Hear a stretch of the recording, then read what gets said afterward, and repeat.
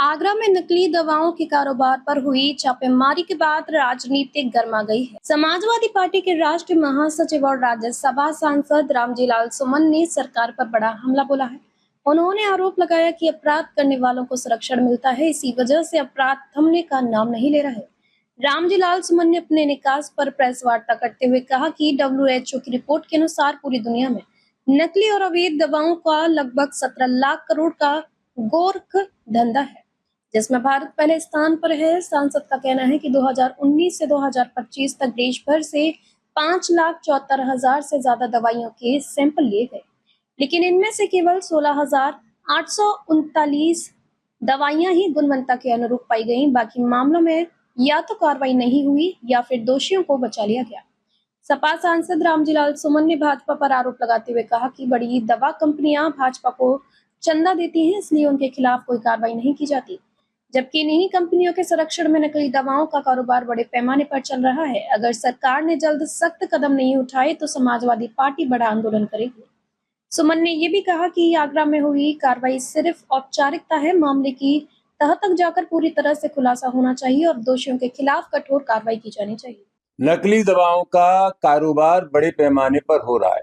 संयुक्त राष्ट्र संघ की एक रिपोर्ट के मुताबिक 17 लाख करोड़ से ज्यादा का ये अवैध धंधा पूरी दुनिया में हो रहा है और भारत उन प्रमुख देशों में से एक है जहां यह अवैध कारोबार बड़े पैमाने पर हो रहा है। और एक तरह से हम कह सकते हैं कि हिंदुस्तान एक हब बन गया है नकली दवाइयों का। सबसे बड़ा सवाल यह कि मेरे एक लिखित प्रश्न के जवाब में राज्यसभा में सरकार ने जवाब दिया है कि 2019 से लेकर के 2025 तक 5,74,233 दवाओं के नमूने लिए गए और जो नमूने लिए गए उनमें से 16,839 दवाओं के नमूने ही गुणवत्तापूर्ण थे।